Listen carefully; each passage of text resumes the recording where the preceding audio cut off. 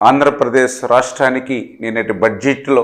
ఆర్థిక అభివృద్ధిలో కానీ సంక్షేమంలో కానీ ప్రాధాన్యత ఇచ్చి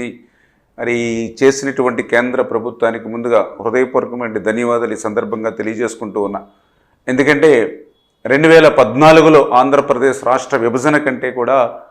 2019, 2024 జగన్మోహన్ రెడ్డి పాలనలోనే ఆంధ్రప్రదేశ్ రాష్ట్రానికి ఎక్కువ నష్టం జరిగినటువంటి పరిస్థితి మనందరికీ తెలుసు.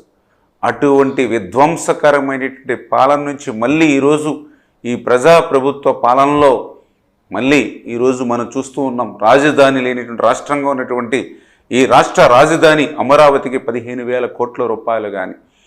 ఆంధ్రప్రదేశ్ రాష్ట్రాన్ని భవిష్యత్తులో ఒక కరువు రహిత రాష్ట్రంగా మార్చేటువంటి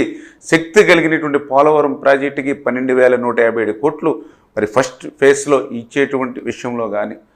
అదేవిధంగా ఆంధ్రుల హక్కు విశాఖ ఉక్కు అని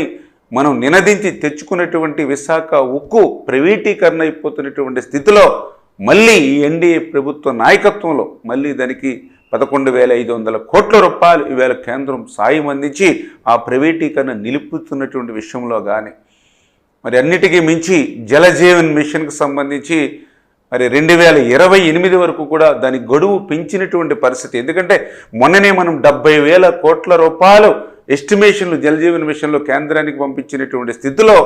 మరి 28 వరకు కూడా దాని గడువు పెంచడంతో ఈరోజు ఆంధ్రప్రదేశ్ రాష్ట్రానికి భారతదేశంలోని పెద్ద ఎత్తున మనకి సహకారం అందించినటువంటి పరిస్థితి. ఇట్లా